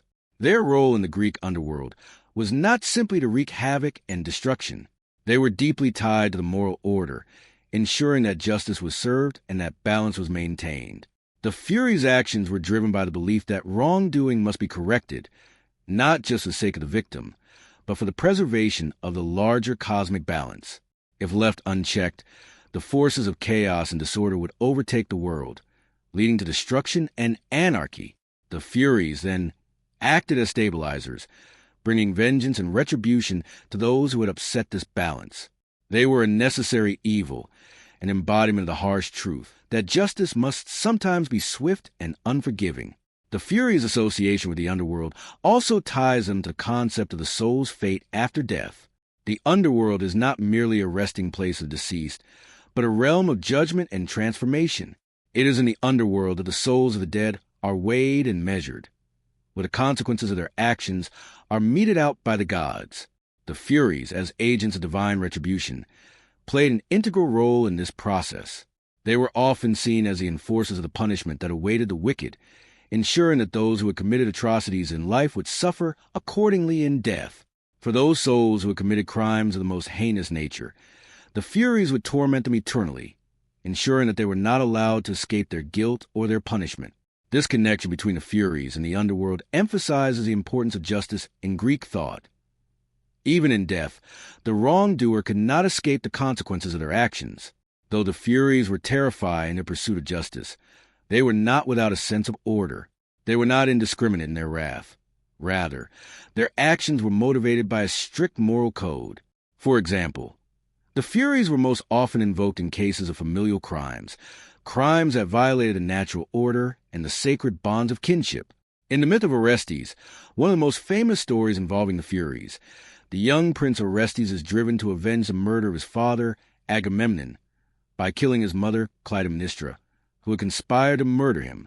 While Orestes is justified in his actions, he seeks justice for the murder of his father. The Furies relentlessly pursue him for the crime of matricide, believing that no wrong can go unpunished, no matter the motivation. This story highlights the complex nature of justice in Greek mythology. Even when the act of vengeance is carried out for righteous reasons, the consequences of crime cannot be avoided. In the myth of Orestes, the Furies are portrayed as the embodiment of guilt and remorse, relentlessly pursuing their victim until he is paid for his crime. Orestes' torment is not just physical but psychological. He is haunted by visions of the Furies, who lash him with their whips and fill his mind with endless suffering. This psychological torment is a key aspect of the Furies' role in the afterlife. Their punishment is not simply a matter of physical suffering, but also of spiritual reckoning. The Furies are meant to remind the wrongdoer of the enormity of their crimes, forcing them to confront their guilt and face the consequences of their actions. In this sense, the Furies serve not only as instruments of divine justice, but also as manifestations of the internal struggle between guilt and redemption. They are both a reflection of the individual's conscience and a means of enforcing moral order in the world. Despite their terrifying nature, the Furies were not universally feared by all figures in Greek mythology. In some stories, they were even depicted as sympathetic figures. In the tragedy Eumenides by Aeschylus, for example, the Furies are portrayed as tragic figures who seek to uphold justice, but are also victims of their own unrelenting nature. The play follows the story of Orestes, who, after killing his mother, is pursued by the Furies. Eventually, Athena intervenes, calling for a trial to decide Orestes' fate. The Furies, who had initially sought his destruction, are persuaded to accept a new form of justice, one that recognizes the complexity of vengeance and allows for the possibility of mercy. In this story, the Furies evolve from ruthless agents of retribution into more complex, nuanced figures who represent not just vengeance, but the necessary transformation that justice requires. This shift in their portrayal reflects a deeper understanding of justice, one that incorporates both punishment and the potential for redemption. Ultimately, the Furies are not simply embodiments of revenge, but are symbols of the consequences of human actions and the eternal struggle between right and wrong. They are an essential part of the moral framework of the Greek underworld, enforcing the laws of the gods and ensuring that justice is upheld, even after death. Through their relentless pursuit of the wrongdoer, the Furies remind us that the choices we make in life have consequences that extend far beyond our mortal existence. In this sense, The Furies serve as a powerful symbol of the moral order that governs the universe, a reminder that justice is not something that can be ignored or evaded, no matter how powerful or influential one may be. They are a necessary force in the cosmic balance, ensuring that the scales of justice are always properly weighed, even when the punishment is harsh and unforgiving. In the vast and intricate landscape of the Greek underworld, one of the most fascinating and powerful realms is that of the Elysian Fields. The Elysian Fields, also known as Elysium, is a place of peace, rest, and eternal reward reserved for souls of the righteous, the heroic, and the virtuous. Unlike the barren asphodel meadows or the tormenting depths of Tartarus, the Elysian Fields stand as a beacon of tranquility and fulfillment. This paradise of the afterlife is the ultimate destination for those who live lives of greatness or moral integrity, offering them eternal respite in a beautiful, serene environment. But beyond its idyllic beauty, the Elysian Fields also carry deep philosophical and theological implications, reflecting the Greek worldview on virtue, heroism, and the nature of reward in the afterlife. The concept of the Elysian Fields is rooted in the ancient Greek belief in the importance of living a virtuous life. In many ways, the Elysian Fields can be seen as a reflection of the Greeks' emphasis on honor, duty, and the pursuit of excellence. To be granted a place in the Elysian Fields was the ultimate reward, a reflection of a life well lived. It was not just a place for those who were simply morally good, but for those who had achieved greatness in some form, whether through acts of courage, wisdom, or sacrifice. The Elysian Fields were reserved for those who had transcended the ordinary human experience, who had risen above the mundane and had left a lasting impact on the world, either through heroic deeds or virtuous living. One of the most famous myths associated with the Elysian Fields is the story of the hero Heracles in Roman mythology. Heracles, who was renowned for his strength and his 12 labors, is one of the clearest examples of a mortal who earned a place in the Elysian Fields through his extraordinary deeds. Heracles' life was one marked by both triumph and suffering, and his deeds were legendary. He completed tasks that no other mortal could even begin to comprehend, facing down impossible challenges and overcoming great odds. For his courage, strength, and determination, Heracles was granted entry into the Elysian Fields after his death, where he was allowed to live in peace, free from the endless toil and torment that defined his mortal existence. His inclusion in the Elysian Fields serves as a testament to the Greek belief in the idea of heroic reward, a place where those who achieve greatness in life are rewarded with eternal peace and fulfillment. Similarly, other famous figures from Greek mythology, such as Achilles, were said to reside in the Elysian Fields after their deaths. Achilles, the greatest of the Greek warriors in the Trojan War, is another figure who exemplifies the type of individual who would earn a place in this paradise. Despite his tragic death at a young age, Achilles' heroism and his role in the war ensured that he was granted a spot in the Elysian Fields. His participation in the war, his courage in battle, and his willingness to sacrifice himself for his comrades made him a figure of great honor and respect. After his death, he was able to live eternally in a blissful realm, free from pain and suffering, a reward for his extraordinary contributions to the world of the living. While the Elysian Fields were primarily reserved for the heroic and the virtuous, they were not solely exclusive to warriors and legendary figures. The Greeks believed that those who lived lives of moral integrity, kindness, and piety could also earn a place in this sacred realm. The gods themselves were often depicted as extending their favor to those who led lives of honor and righteousness. A figure like the philosopher Socrates, who embodied wisdom, virtue, and a dedication to truth, might also be thought to reside in such a place, enjoying eternal peace as a reward for his pursuit of knowledge and goodness. In this sense, the Elysian Fields were not only the realm for those who had displayed physical prowess, but also for those who had pursued virtue and wisdom in their lives. The Elysian Fields were depicted in Greek literature and art as a land of lush beauty, where the souls of the blessed could enjoy a carefree existence, free from the hardships and struggles that marked their lives on earth. The landscape was often described as idyllic, with green meadows, flowing rivers, and an eternal spring that ensured the beauty of the land never faded. The souls who inhabited the Elysian Fields could enjoy a life of contentment, engaging in peaceful activities, or simply basking in the eternal serenity of their surroundings. This paradise was free from the torment of time and the suffering of old age, and the souls who dwelled there were immortal, allowed to live out their days in perfect harmony with the world around them. While the Elysian fields represented the ultimate reward for a life well lived, there was also an element of moral and philosophical nuance within this vision of the afterlife.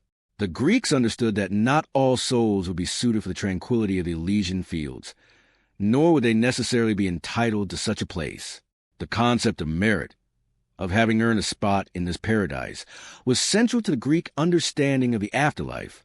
The idea was that the reward of eternal peace was not given freely, but was earned through acts of goodness, valor, wisdom, and sacrifice. For this reason, the Elysian fields were not seen as a place where all souls went after death, but rather a realm that was reserved for those who had distinguished themselves in life. The idea of a place of reward for the virtuous also speaks to the ancient Greek understanding of justice. In Greek thought, justice was not just a matter of adhering to laws or rules, but of upholding a moral and cosmic order. The gods themselves were seen as the ultimate enforcers of this order, and the Elysian fields were part of their divine system of justice.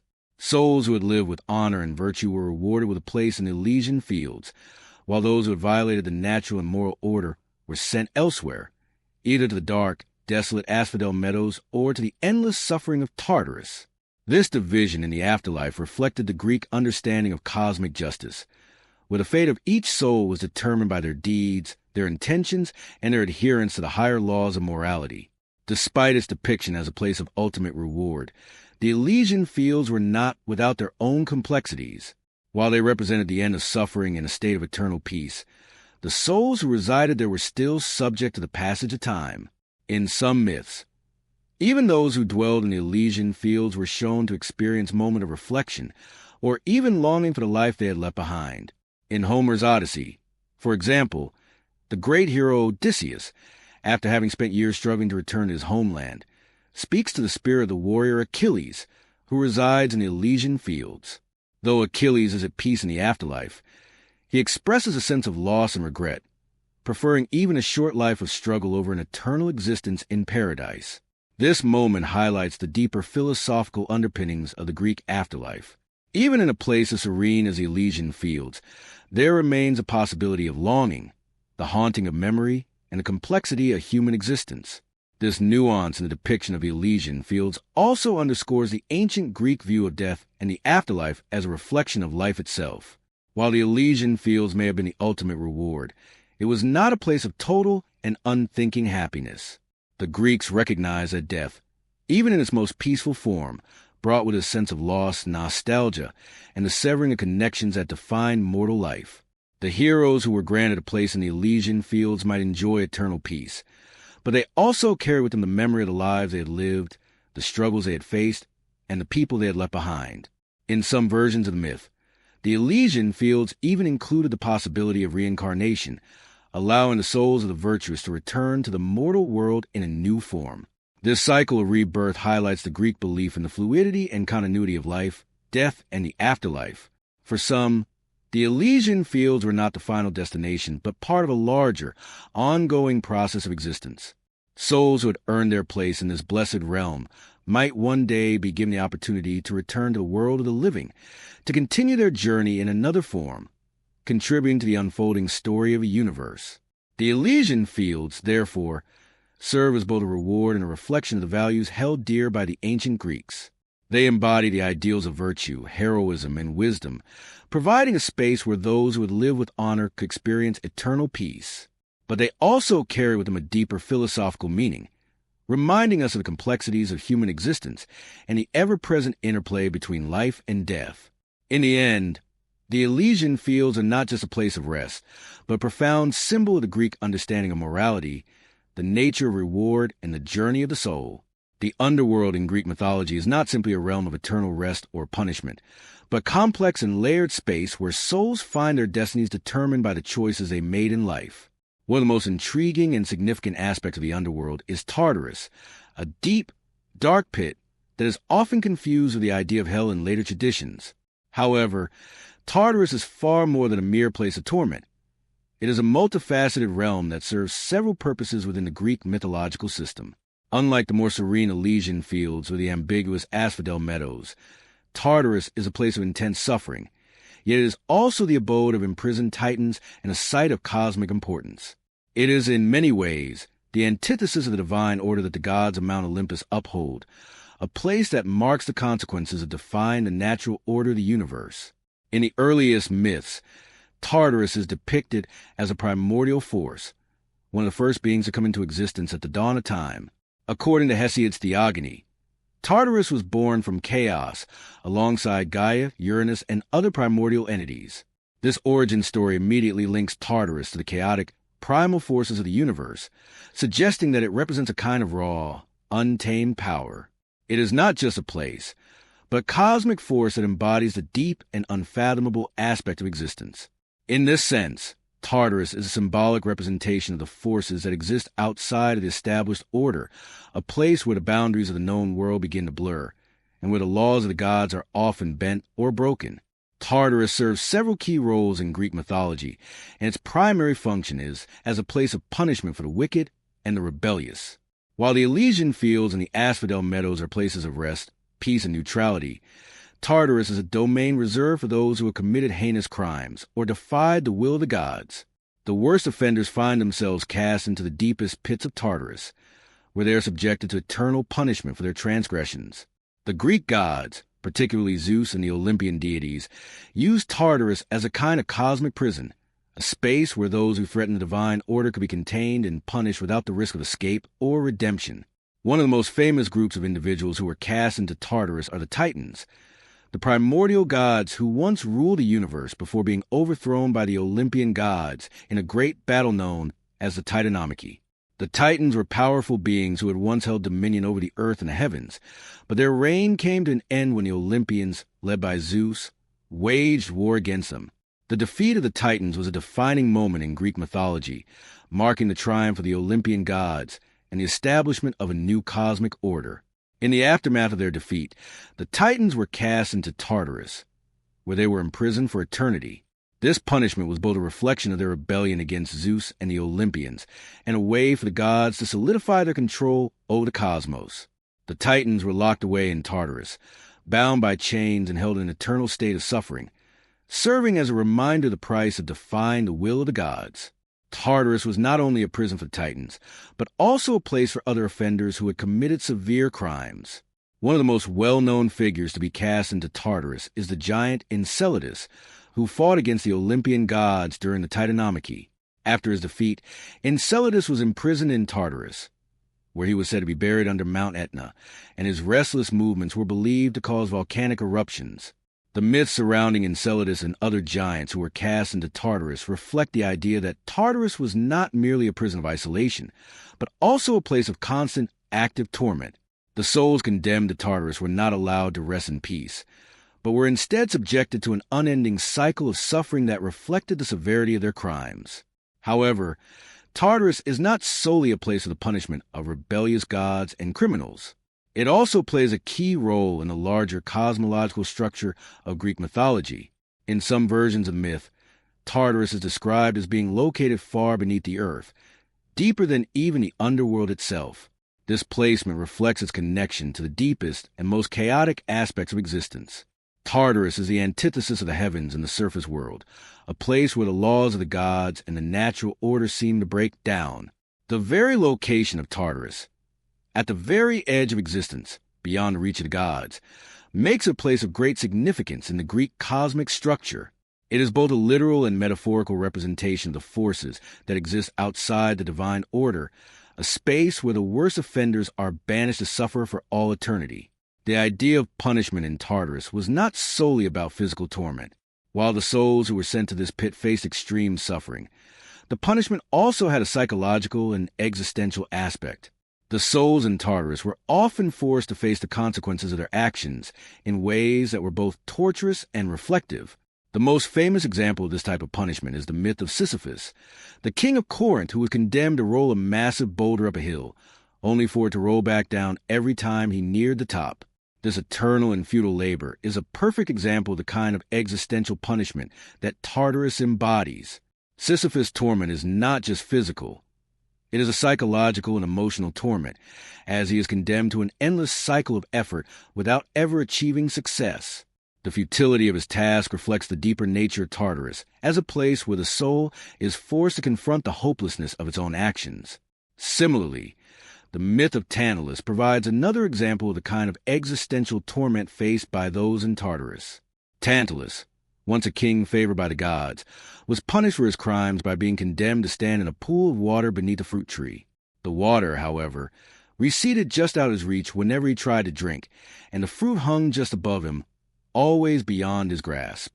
This torment, where desire is perpetually unfulfilled, is symbolic of the hopelessness that defines Tartarus. The souls of Tartarus are not only punished for their transgressions, but are also trapped in states of unending longing and frustration, unable to ever find satisfaction or relief.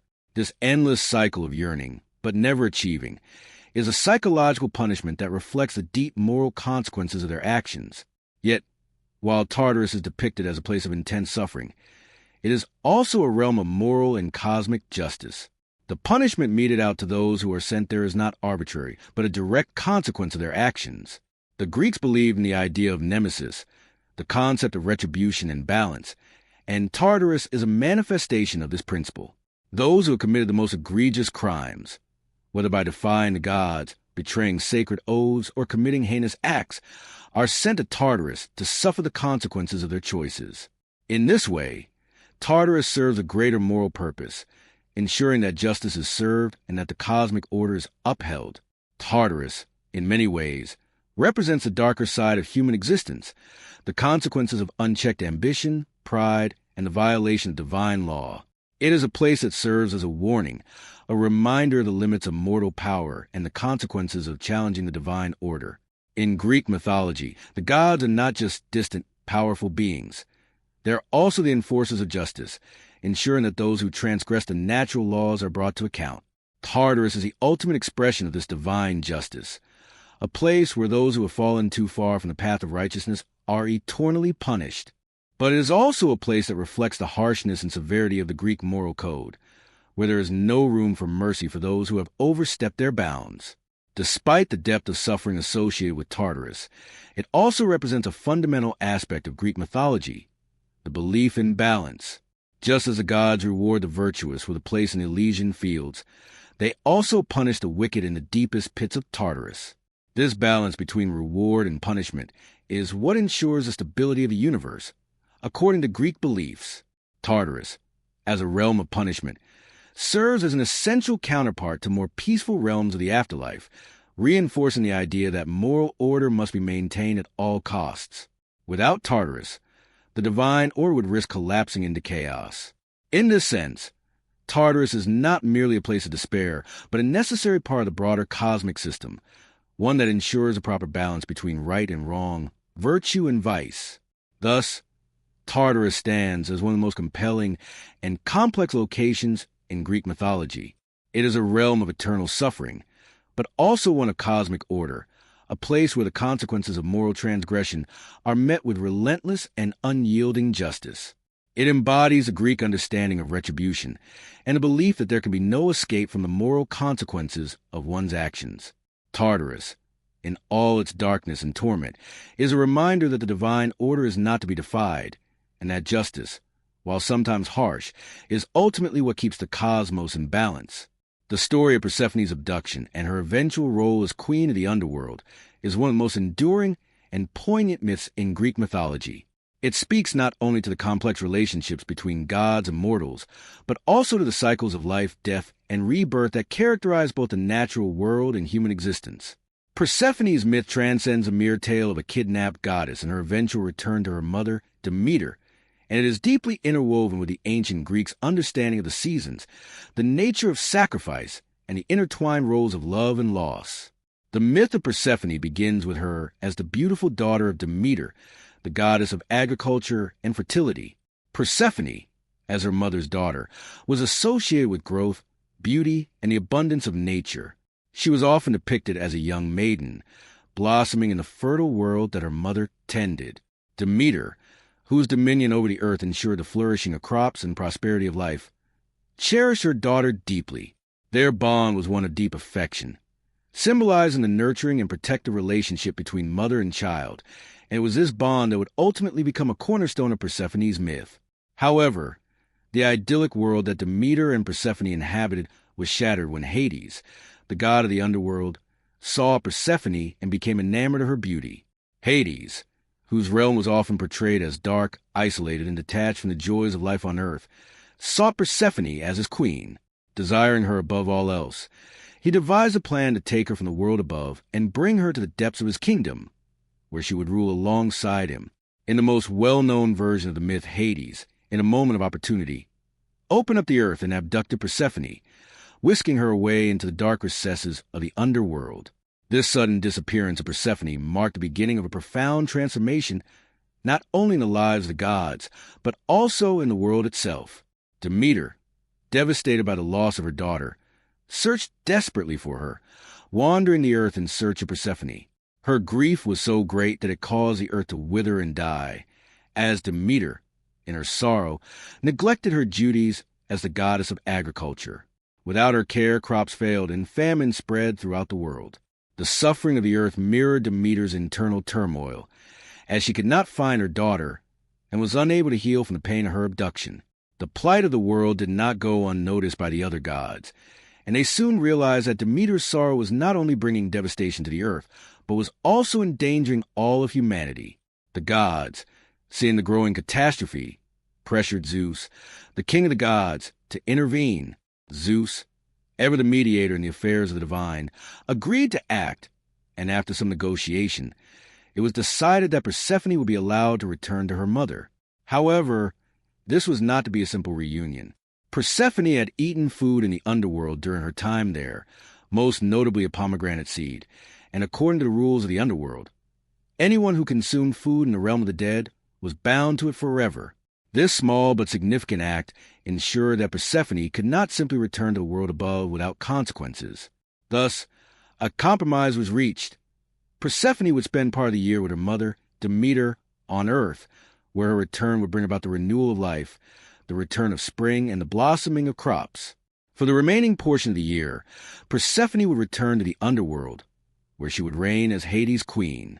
This cyclical pattern, Persephone's descent into the underworld followed by her return to the earth, would explain the changing seasons, as her time spent in the underworld represented the barren, cold months of winter, while her return to the surface marked the onset of spring and the rebirth of life.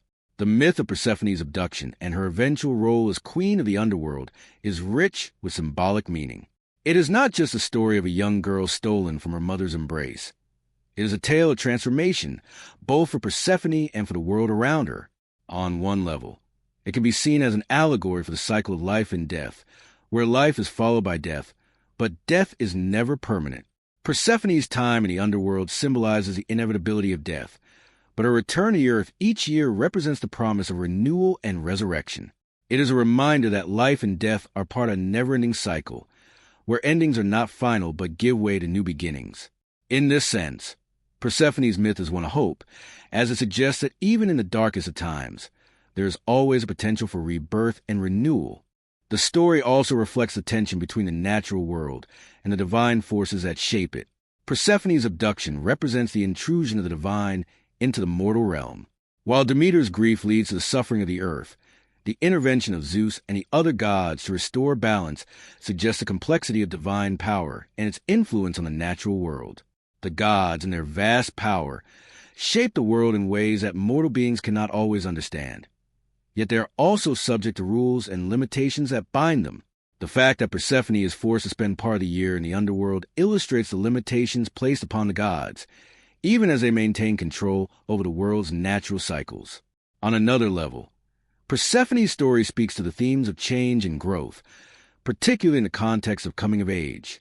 Persephone, who begins the myth as an innocent, carefree maiden, is transformed through her experience in the underworld. Her abduction and her time spent as the queen of the underworld represent a rite of passage, marking her transition from childhood into adulthood. This transformation is not one of mere physical maturity, but of emotional and spiritual growth. Persephone, having experienced both the joy of life on earth and the darkness of the underworld, is no longer the same figure she was before her abduction. She becomes a goddess who understands both the light and the dark, the beauty of life and the inevitability of death. This duality is reflected in her role as queen of the underworld, where she reigns over the dead with Hades, while also being a symbol of life and fertility when she returns to the earth each spring. The relationship between Persephone and Demeter also highlights the complexity of the mother-daughter bond. Demeter's grief at the loss of Persephone is all-consuming, and the myth underscores the depth of a mother's love and the lengths to which she will go to protect her child. Demeter's sorrow causes the earth to die, and it is only through the reunion with Persephone that life is restored. This connection between maternal love and the fertility of the earth ties Persephone's myth to the ancient agricultural practices of the Greeks. The return of Persephone to the earth each year mirrors the return of life to the land, as seeds are planted and crops begin to grow. In this way, Persephone becomes not only a goddess of the underworld, but also a goddess of the harvest, embodying the cycles of nature that sustain life. Moreover, the myth of Persephone's abduction reflects the Greeks' understanding of fate and destiny. Though Persephone's life is deeply shaped by the actions of others, her mother's grief, Hades' desire for her, Zeus' intervention, she ultimately accepts her role in the cosmic order. She does not resist her fate, but rather embraces her dual existence as both the queen of the underworld and the goddess of spring. This acceptance of her fate speaks to a larger philosophical and theological concept in Greek thought, the belief that fate cannot be avoided but must be accepted. Even the gods themselves, with all their power and influence, are subject to the forces of fate. Persephone's journey, from a helpless maiden to the powerful queen, can be seen as an allegory for the human condition, how we, too, must accept the changes and challenges that life presents us with, and find our place within the greater tapestry of existence. In some versions of myth, Persephone's relationship with Hades is portrayed in a more nuanced light. While initially she is kidnapped and taken against her will, over time, Persephone grows to accept her role as Hades' queen. This aspect of the myth has led some scholars to interpret the story as one of transformation and even empowerment. Persephone's experience in the underworld, while initially one of victimization, becomes one of agency and power. As queen of the underworld, she is no longer merely a passive figure, but a ruler in her own right. Her duality, as both the goddess of the fertile earth and the queen of the dead, gives her a unique perspective on life and death, and this balance of forces within her makes Persephone one of the most powerful figures in the Greek pantheon. The myth of Persephone thus resonates on many levels. It is a tale of loss and return, of the cycles of nature, and of the maturation of a young woman. It speaks to the tension between life and death, between joy and sorrow, and offers a vision of hope through the promise of rebirth and renewal. Persephone's story is a reminder that even in our darkest moments, there is always a potential for new growth, for change, and for the return of light. In this way, Persephone remains a powerful symbol of both the inevitability and the beauty of transformation. Her myth continues to be one of the most profound and moving stories in Greek mythology, touching on the deepest themes of human existence and the eternal cycles that define the world around us. In the shadowy depths of the Greek underworld, one of the most enigmatic and significant deities is Hades, the god who rules over this realm of the dead. Hades, often misunderstood and misrepresented in modern interpretations, is a figure of immense power and complexity. As the ruler of the underworld, he governs the souls of the deceased, ensuring that the balance between life and death is maintained. Despite his crucial role in the Greek pantheon, Hades is often overshadowed by the more well-known gods of Mount Olympus, such as Zeus and Apollo.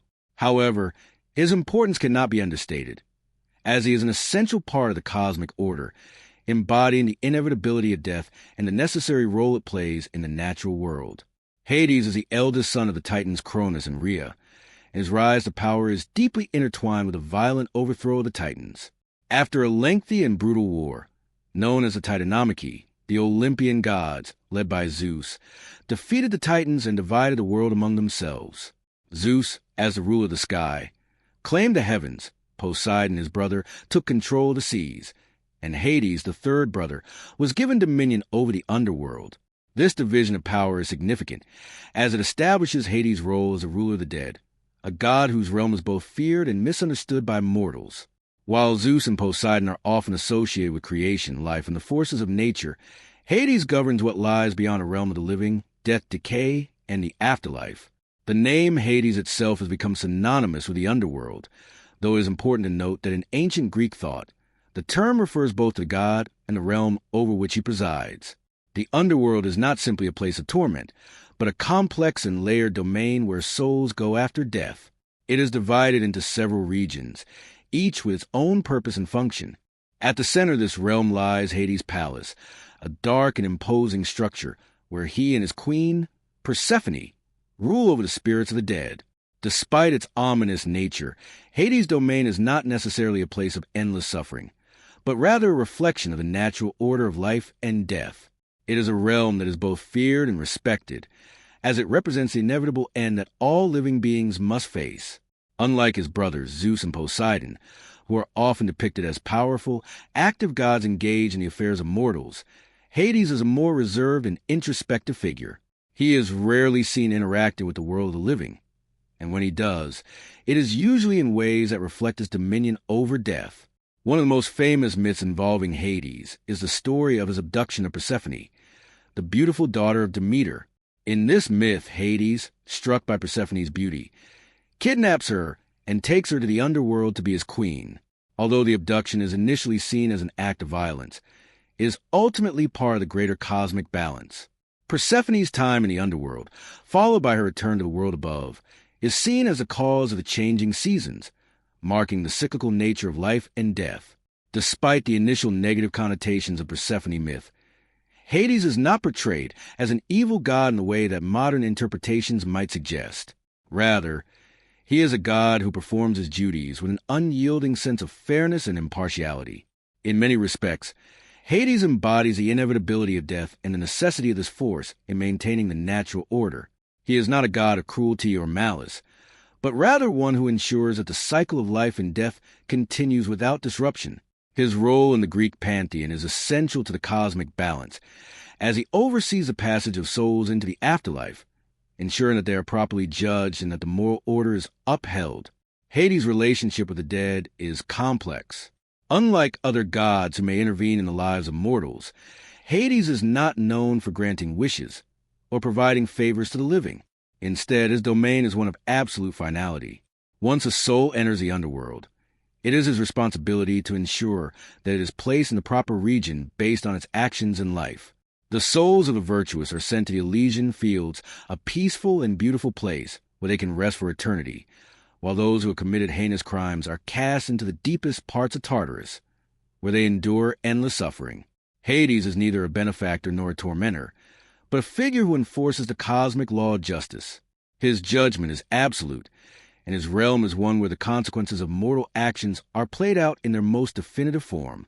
In many ways, Hades' power is more subtle than that of his brothers, but it is no less significant. While Zeus commands the heavens and Poseidon controls the seas, Hades rules over the realm that is most feared by mortals, the underworld.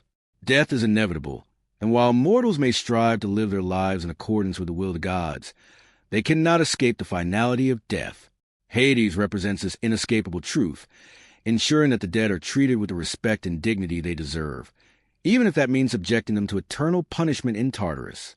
In this sense, Hades is a god of both justice and inevitability, ensuring that the dead are treated fairly, even if their fates are harsh. Hades' character is also marked by his sense of solitude. Unlike other gods who frequently interact with mortals, Hades is a largely solitary figure, confined to his dark realm. His isolation is a reflection of the nature of death itself, which is often seen as a solitary journey. In many myths, Hades is depicted as a god who is distant from the concerns of the living, interacting with mortals only when necessary, often in the role of an impartial judge or enforcer of cosmic law. His solitude is not a result of cruelty, but rather the nature of his domain. The dead, once they have crossed into the underworld, are no longer part of the world of the living.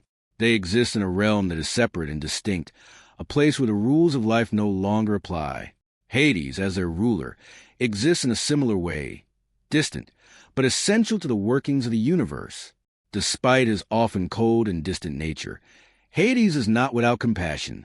In some myths, he is shown to care deeply for Persephone, his queen, and their relationship is one of mutual respect. While Hades' abduction of Persephone is often interpreted as a violent act, it can also be seen as a necessary part of the cosmic order. Persephone, after all, becomes queen of the underworld, a role that she embraces and fulfills.